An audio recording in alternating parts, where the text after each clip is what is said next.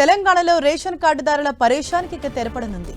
లబ్ధిదారులకు good news చెప్పింది సర్కార్. సరిగ్గా 8 ఏళ్ల నిరీక్షణకు మోక్షం లభిస్తోంది. పాత రేషన్ కార్డులో కొత్త సభ్యుల ఆమోద ప్రక్రియ ఆరంభమైంది. పౌర సరఫరాల శాఖ ఆన్లైన్ ద్వారా కొత్త సభ్యుల చేర్పుల కోసం అందిన దరఖాస్తులను పరిశీలిస్తూ ఒక్కొక్కటిగా ఆమోదిస్తోంది. అయితే రేషన్ కార్డు కలిగిన కుటుంబంలోని కొత్త సభ్యుల పేర్లను ఆమోదిస్తున్నప్పటికీ 7 ఏళ్ల వయసు దాటిన వారికి మాత్రమే రేషన్ కోటా కేటాయిస్తున్నట్లు తెలుస్తోంది. ఇప్పటికే పెండింగ్ దరఖాస్తుల్లో సుమారు 20% మేర పరిష్కరించి మే నెల రేషన్ కోటా కూడా కేటాయించింది. మిగతా దరఖాస్తులను కూడా దశల వారీగా పరిష్కరించేందుకు పౌర సరఫరాల శాఖ చర్యలు చేపట్టింది.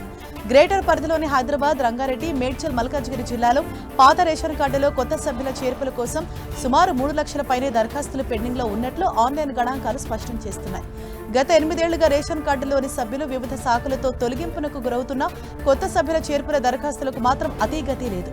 ఈ వ్యవధిలో ఉమ్మడి కుటుంబాలు 2-3గా ఏర్పడగా మరోవైపు కుటుంబంలో మరికొందరు కొత్త సభ్యులుగా చేరారు.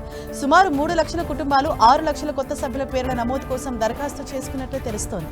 వాస్తవంగా రేషన్ కార్డులో కొత్త సభ్యుల చేర్పుల కోసం దరఖాస్తుల స్వీకరణ నిరంతర ప్రక్రియగా కొనసాగుతుండగా మొన్నటి వరకు ఆమోదించే ఆప్షన్ లేకుండా పోయింది. అయితే రేషన్ కార్డులోని సభ్యుల తొలగింపు ఆప్షన్ మాత్రం కొనసాగుతూ వస్తోంది.